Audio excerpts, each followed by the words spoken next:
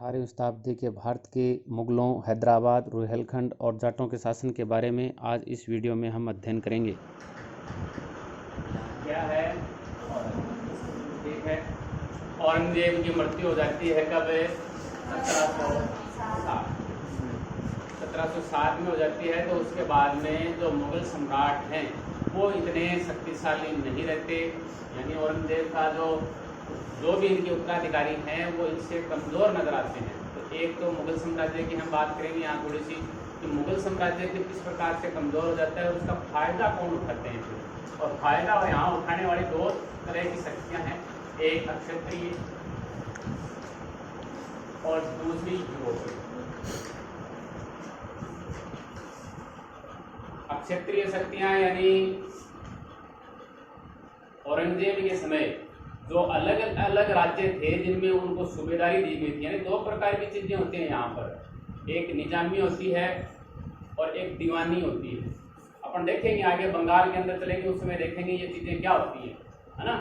तो अलग अलग जगह पर औरंगजेब या औरंगजेब के उत्तराधिकारियों द्वारा इनको सूबेदार बना के भेज दिया जाता था और ये सूबेदार फिर वहाँ पर स्वतंत्र राज्य की स्थापना कर लेते हैं। क्यों? क्योंकि उनके सामने केंद्रीय सत्ता कमजोर हो गई। एक तो यहाँ क्षत्रियों के बारे में देखेंगे अपन, यूरोपियों के बारे में अपन देख चुके हैं इस पाठ के अंदर कि जी अगर औरंगजेब के समय अपन ने देखा था कि 1701 में औरंगजेब ने आदेश दे दिया था कि जो भी यूरोपीय हैं उनको बंदी बना लो, लेकिन औरंगजेब की मृत्यु के बाद में इनका फिर से उत्कर्ष शुरू हो जाता है और इनमें पुर्तगाली हैं, डच हैं, फ्रांसीसी जो नाम है यानी डेन का मैं नहीं लिखूंगा यहाँ पर, और इंग्लैंड वाले हैं। अब ये दो हैं, ये इसके बाद में कमजोर पड़ जाते हैं, इनका इतना वर्चस्व नहीं रहता, लेकिन ये दोनों हैं फ्रांसीसी और इंग्लिश जो भी हैं ये थोड़े प्रभावशाली रहते हैं और इन दोनों के बीच में युद्ध होते हैं। वो कौन से युद्ध होते हैं? कर्नाटक युद्ध। और कर्नाटक युद्ध में इनकी सत्ता मुख्य रूप से स्थापित हो जाती है और आगे अंग्रेज रहते हैं। फिर अंग्रेज में जो कंपनी है इनका वर्चस्व ज्यादा बढ़ जाता है। हम बात करते हैं क्षत्रियों। क्षत्रियों में हम सबसे पहले मुगल ही देख लेते हैं और मुगलों के बारे में अपने पूरा देख लिया कि औरंगजेब है, औरंगजेब के बाद में जहांदार शाह शासक बनता है, बहादुर शाह शासक बनता है, जिसे साहेब बेखबर भी कहा जाता था। और 1707 में जो औरंगजेब है उसके दो पुत्र थे, मुअज्जम और आजम, और लेकिन ये दो हैं मुख्य रूप से, और उत्तराधिकारी से अलग रह जाते हैं। वो अकबर है वो कहीं चला जाता है ना। लेकिन हम बात सिर्फ दो की करते हैं, उन दोनों के अंदर जादों का युद्ध होता है और उस युद्ध के अंदर मुअज्जम विजयी हो जाते हैं और बहादुर शाह प्रथम के नाम से वो शासक बनते हैं। और आगे हम देखते हैं, देखो अगर हम सिखों के अंदर जाएंगे तो बंदा बहादुर एक व्यक्ति आएंगे और बंदा बहादुर इनकी हत्या कर देता है। और बंदा बहादुर की फिर आगे इसके बाद में देखो मैं क्रम इसका लिखता हूँ थोड़ा सा। बहादुर शाह है, लिखा था ना अपने पहले ही, थोड़ा सा कर लेते हैं। फिर जहांदार शाह है ना, फिर फर्रुखसियर है, यानी यहाँ जो बहादुर शाह है इसकी बंदा बहादुर कर देता है और बंदा बहादुर की फिर कौन कर देता है? फर्रुखसियर हत्या करवा देता है। सिर्फ शॉर्ट में करेंगे हम। जहांदार शाह की हम बात करेंगे थोड़ी सी यहाँ पर कि जी जो क्षत्रिय शक्तियां हैं उसमें राजपूत 20 आ जाते हैं, है ना। और राजपूत में एक तो राजपूतों का अपन नाम देखें तो किताब में दो राजपूत हैं यहाँ पर, एक आमेर के हैं और दूसरे जोधपुर वाले हैं। जसवंत सिंह की मृत्यु के बाद में उसके जो पुत्र हैं कौन है? अजीत सिंह। 1707 में जैसे ही औरंगजेब की मृत्यु होती है तो उनका उत्कर्ष हो जाता है अजीत सिंह का। और अजीत सिंह को जो ये जहांदार शाह है ये महाराजा की उपाधि देता है। महाराजा की उपाधि कौन देता है? जहांदार। और उसके मरने के बाद में स्वतंत्र होता है। आमेर की बात करें तो यहाँ पर जय सिंह है, 1700 से लेकर 1743 तक ये शासन करता है और इसको मिर्जा राजा स्वाई की उपाधि दी जाती है। किसके द्वारा? दोनों को ही किसके द्वारा दी जाती है? जहांदार शाह के द्वारा दी जाती। ठीक है, लंपट मुल्क इसे कहा जाता था। फिर हम फर्रुखसियर में चलते हैं। फर्रुखसियर हमने देख लिया, ये है गरनित कायम किया जाता था। और फर्रुखसियर के समय की सबसे मुख्य घटना है 1717 दस्तक। फर्रुखसियर के बाद में हम चलते हैं, कई शासक बढ़ते हैं, रफीक उद दर्जात, रफीक उद दौला कोई महत्वपूर्ण है नहीं। फिर उसके बाद में जो मुख्य नाम है, सिर्फ मुख्य नामों की हम चर्चा करेंगे। मोहम्मद शाह 1719 से 48 तक यह शासक बनता है। अब देखो यहाँ ऊपर शासक बनाने वाले दो भाई थे, सैयद बंधु।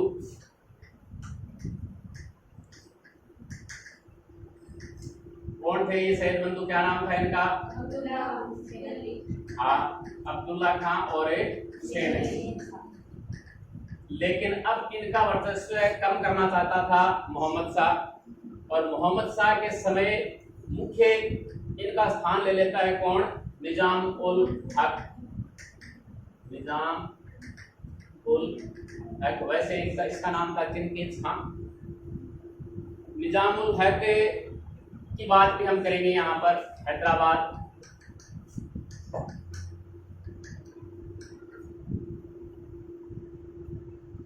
ये इनको शासक बनाने में कामयाब रहता है और इसका प्रभाव दूसरे और लोग समाप्त करना चाहेंगे।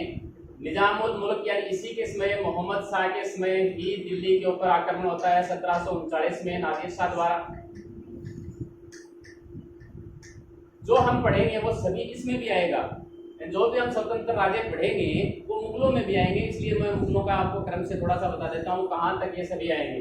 नादिर शाह का आक्रमण मोहम्मद शाह के समय है। दूसरा, फिर मोहम्मद शाह का देखो कहाँ तक है, हाँ, यानी फिर अहमद शाह अब्दाली इसका जो उत्तराधिकारी है, इसे दुर्रे दुरानी भी कहा जाता था। और इसे क्या कहा जाता था?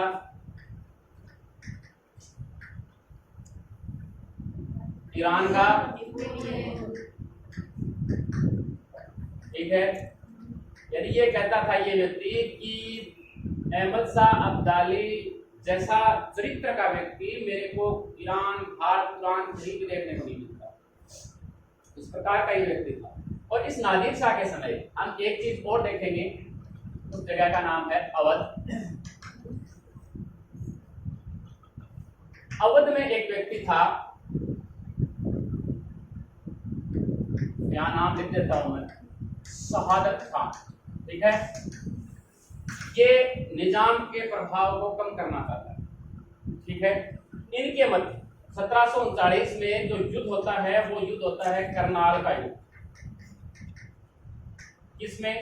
मुगल सेना और नादिर शाह के बीच। और करनाल के युद्ध में ये मुगलों के साथ में था, निजाम भी इसके साथ में था। लेकिन कहीं न कहीं शहादत खान के मन में निजाम के प्रति की थी, इसका प्रभाव मुगल दरबार में कम हो गया, है ना। तो ये लूट के चला जाता है। करनाल के युद्ध के बाद में 50 लाख, ठीक है, रुपए देकर निजाम इसको राजी कर लेता है कि भाई अब हाथ से वापस चला जाए। लेकिन तो शहादत खान है ये मनाता है कि ये तो ठीक नहीं कर रहा है, क्योंकि उसे तो मुगल जो दरबार था उसमें अपना प्रभाव स्थापित करना था। उसने कहा कि आपको अगर दिल्ली पर आक्रमण आप करते हो तो यहाँ पर आपको 20 करोड़ रुपए मिलने हैं, आप कहाँ 50 लाख रुपए लेके जा रहे हो। इसके कहे अनुसार फिर वो दिल्ली पर आक्रमण करता है, लेकिन वहां पर वो राशि उतनी नहीं मिलती। फिर नादिर शाह है इससे इस 20 करोड़ की मांग करता है कि भाई मेरे को 20 करोड़ मिले, 20 करोड़। अब ये अपने सम्मान की रक्षा के लिए फिर क्या कर लेता है जी, आत्महत्या कर लेता है। यहाँ से हम आगे चलते हैं। अहमद शाह अब्दाली मोहम्मद शाह के समय ही पंजाब पर भी आक्रमण करता है। सिखों का अधिकार है उस समय, लेकिन 48 में आक्रमण करता है, उसमें असफल हो जाता है। 49 में फिर आकर उसमें वो सफल हो जाता है। फिर हम आगे चलते हैं। इनके बाद में मोहम्मद शाह के बाद में अगला शासक कौन बनेगा? अहमद शाह। अहमद शाह शासक बनता है 48 से 54 के बीच में। तो 48 से 54 के बीच में जो भी चीजें हैं यानी एक इसके बाद में यहाँ पर इसका जो पुत्र है सफ्दरजंग,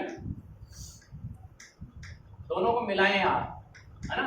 सफ्दरजंग ये यहाँ पर कहाँ है, अवध, अवध का नवाब बनता है। और ये इस जो युद्ध है, इस युद्ध में इसकी सहायता करता है मुगल बादशाह की, ठीक है, अहमद शाह की ये सहायता करता है, इसलिए इसे मुगल दरबार में इसे वजीर बना दिया जाता है, मुगल वजीर इसे बना दिया जाता है। फिर इसके बाद में आगे शासक बनता है आलमगीर द्वितीय, और ये बनता है 54 से लेकर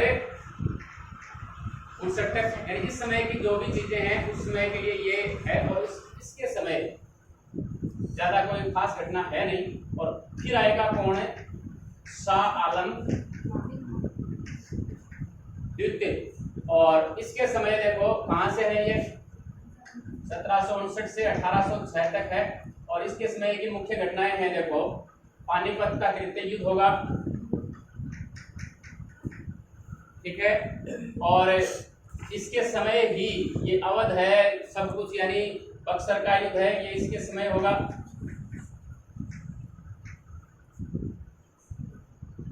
कौन किसका क्या साथ देगा अपन देखेंगे। अभी ये देखो कि बक्सर का युद्ध इसके समय होता है, और ये इस समय निर्वासित हो जाता है दिल्ली से, लेकिन यहाँ पर फिर आगे शासक बन जाते हैं सुजाउद्दौला। पहले इसी को कर लेंगे हम, कनेक्ट ज्यादा हो रहा है इसके साथ में। सुजाउद्दौला शासक बन जाता है यहाँ पर, यानी ये 39 में मर जाता है, मर गया। फिर 39 के बाद में ये बनता है, और ये 39 से 54 तक बनता है, 54 में फिर ये बन जाता है। और इसमें ये यहाँ से निर्वासित हो जाता है, शाह आलम द्वितीय यहाँ से निर्वासित होता है, यानी दिल्ली से इसको बेदखल कर दिया जाता है। तो सुजाउद्दौला इसको अपने अवध के अंदर संरक्षण देता है, यानी निर्वासित शाह आलम द्वितीय को ये संरक्षण देता है। फिर हम आगे चलते हैं, इसके बाद में कौन बनता है, अकबर द्वितीय। और अकबर द्वितीय कहाँ तक बनता है, 6 से लेकर 36 तक। और अकबर द्वितीय की घटना हम राजा राममोहन राय से जोड़ते हैं, ठीक है। और फिर अगला अंतिम है बहादुर शाह, यानी 1857 तक ये फिर नाम मात्र का शासक रहता है। 56 से 36 से लेकर 63 हम मानते हैं, यानी बर्मा के अंदर रंगून में इनकी मृत्यु हो जाती है। और इसने कहा था कि मेरे को दफनाना कहाँ पर, घाट में। और कहते हैं कि बहादुर शाह जफर इतना बदनसीब था कि उसको अपने देश में दफनाने के लिए 2 फीट जमीन भी उसको नहीं नसीब। इस प्रकार से इसने लिखा था, इसकी कब्र पर भी इस प्रकार से लिखा हुआ है, बर्मा रंगून में ही इसको दफना दिया गया था। अब हम यहाँ चलते हैं, सभी की बात करेंगे हम। यहाँ जाट भी आएगी, यहाँ पर कर्नाटक भी आएगा, रुहेलखंड भी आएंगे,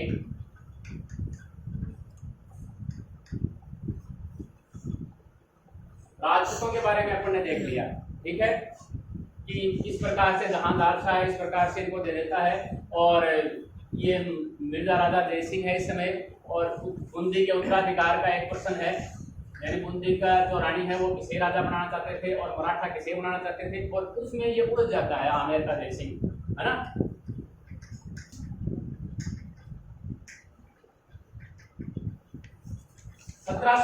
में देखो मोहम्मद शाह रंगीला यहाँ शासक बन जाता है, और 1722 में इसे दक्कन यानी दक्षिण के मुगल जो सूबे हैं उनका 6 सूबों का सूबेदार बना के इसे भेजा जाता है।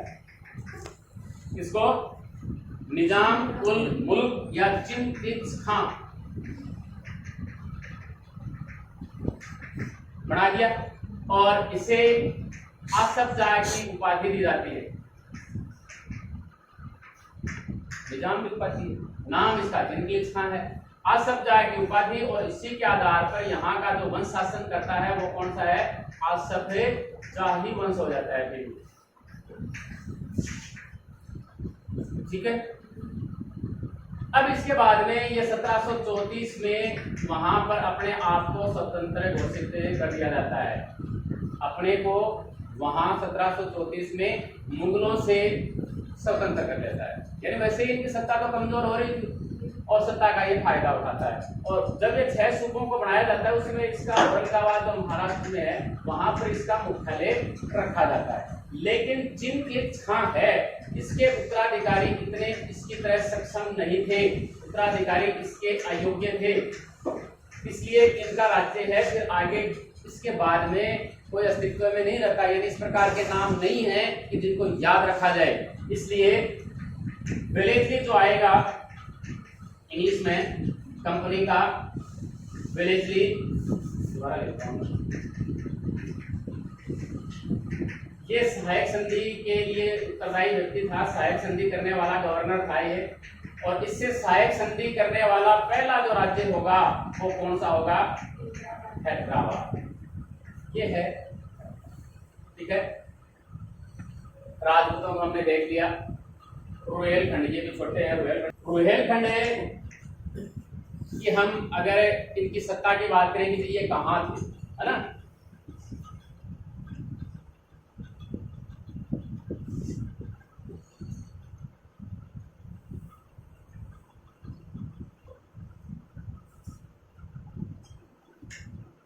तो यहाँ पर अगर हम बात करें कि गंगा जो नदी, ठीक है, गंगा नदी तो आपको पता है इस प्रकार से बह रही है।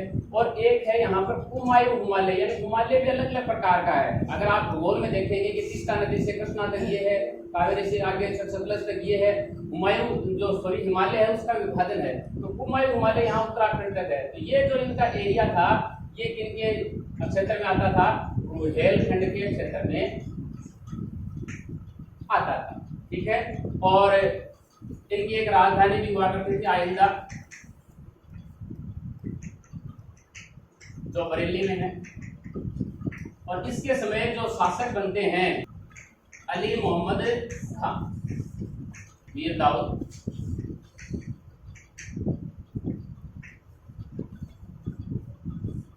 और इनका संघर्ष रहता है इनके साथ में जाटों और मराठों के साथ में, ये याद रखना है रुहेलखंड वालों का। और जब ये आएगा अहमद शाह अब्दाली, इसका एक विश्वसनीय रुहेलखंड सरदार होगा नजीब-उद-दौला। इसका नाम यहाँ बार बार में चर्चा में आ जाता है, नजीब-उद-दौला। यानी इससे पहले ये सफदरजंग रहता है, सफदरजंग है अवध का जो नवाब है, ये क्या रहता है? अहमद शाह के समय वजीर रहता है किनका? मुगलों का। लेकिन फिर इसको अबदस्त करके इसको बना दिया जाता है नजीब-उद-दौला को, और इसको फिर अबदस्त करते हैं मराठे, ठीक है। यानी रघुनाथ राव अपने मराठों में पढ़ा था कि रघुनाथ राव दिल्ली में जाकर इसको अबदस्त करता है और इमाद उल मुल्क को वजीर बनाता है। लेकिन वो अपन नहीं करेंगे, सिर्फ रुहेलखंड की बात करते हैं कि इस प्रकार से रुहेलों का साम्राज्य रहता है, ठीक है। फिर हम बात करते हैं जाटों की। जाट है, देखो यहाँ पर जो मथुरा है, यानी उत्तर प्रदेश की हम बात करते हैं। देखो यहाँ पर जैसे हम नीचे की तरफ चलते हैं, एक बाहर, यहाँ बाहर की तरफ है वो उत्तराखंड है, फिर बाहर की तरफ जो आता है वो नेपाल है। लेकिन नेपाल के नीचे की तरफ क्या है? पूरा का पूरा उत्तर प्रदेश है, ठीक है। उत्तर प्रदेश में मथुरा और उसके आसपास दिल्ली, मथुरा के आसपास का इनका क्षेत्र था, किनका? जाटों का। उस क्षेत्र में देखो ये किसान और काश्तकार जाति के हैं।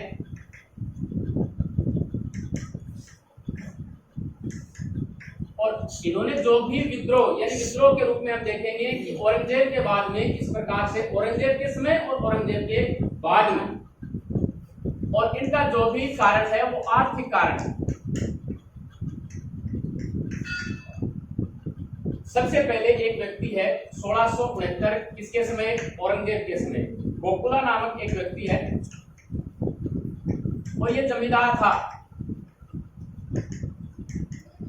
ये कुछ लोगों को संगठित करके जो आर्थिक तंगी में थे कि भाई हम बढ़िया तरीके से लगान नहीं दे पा रहे हैं, उसको संगठित करता है और विद्रोह कर देता है मुगल साम्राज्य के खिलाफ। तो एक युद्ध होता है गोकुला और हसन अली खां, मुगल सूबेदार है हसन अली खां के बीच में, और उस युद्ध का नाम है,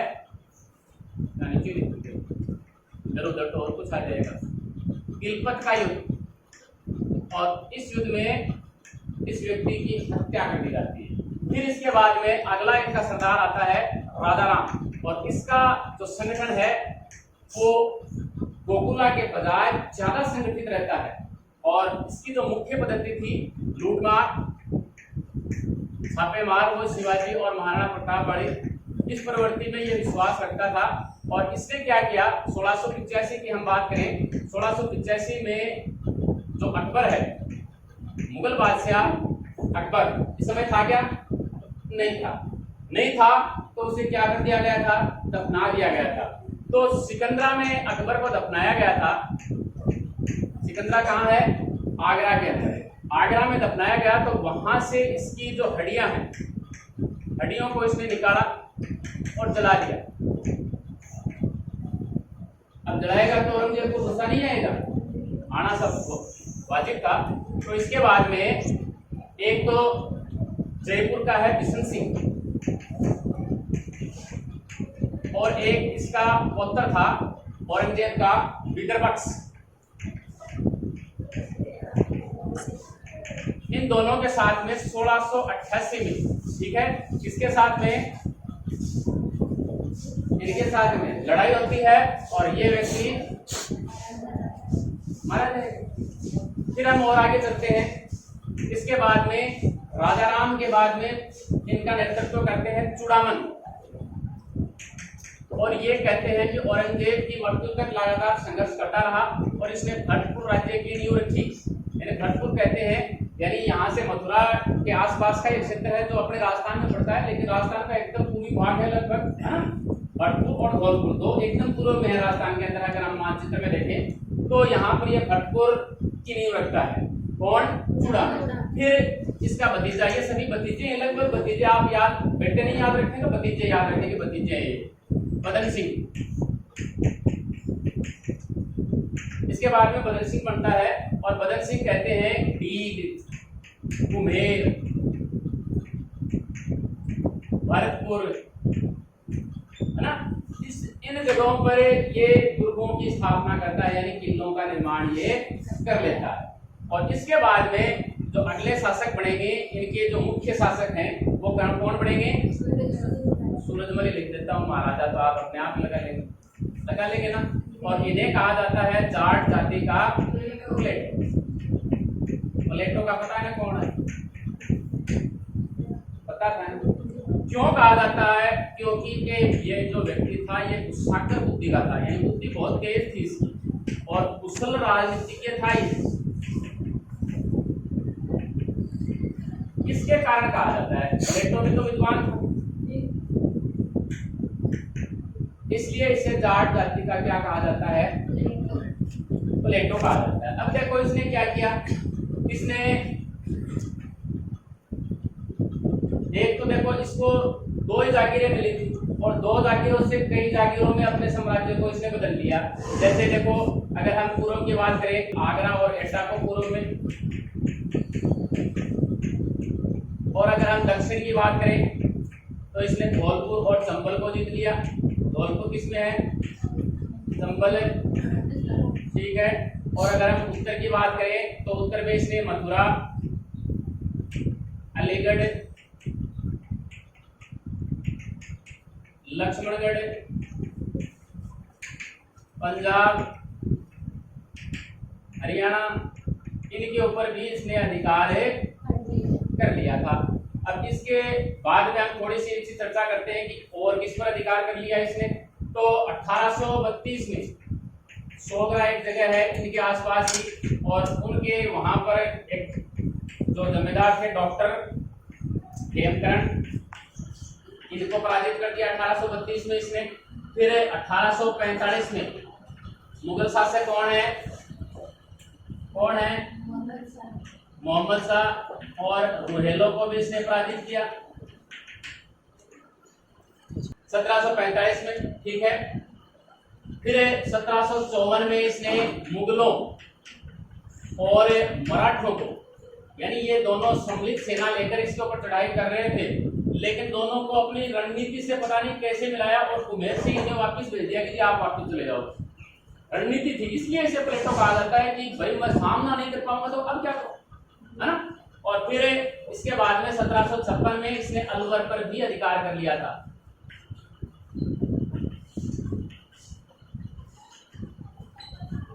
और अगर हम इसकी बात करें सूरजमल की, पानीपत का जो तृतीय युद्ध था,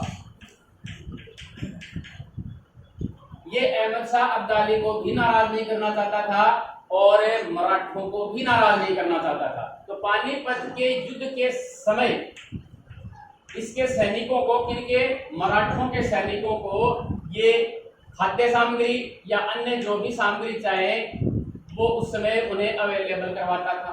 ठीक है, पहली बात समय, और बाद में यानी जब हार जाते हैं मराठे, उसके बाद में उन्हें वस्त्र और भोजन भी ये उपलब्ध करवाता है। कौन करवाता है? महाराजा सूरजमल। ठीक है, ये है महाराजा सूरजमल जी, और ये साहसी, वीर, शौर्य, कूटनीति हर गुण थे इनके अंदर। और मुख्य रूप से आपको ये याद रखना है कि इस प्रकार का एक छोटा सा प्रश्न आ सकता है कि सूरजमल को जाट जाति का प्लेटो क्यों कहा जाता है, तो ये एक छोटी सी लाइन आप याद रख लेना यहाँ पर। और इसके साथ ही लगभग जो यहाँ का जो साम्राज्य है वो इतना प्रभावशाली नहीं रहता, सूरजमल के समय तक ये प्रभावशाली रहता है ना। वहाँ पर इन्होंने लोहगढ़ का ग्रुप बनाया है, भरतपुर के अंदर मिट्टी का बना हुआ। तो ये जाट 18वीं शताब्दी की शेष भारत की राजनीतिक स्थिति का अध्ययन हम अगले वीडियो में करेंगे।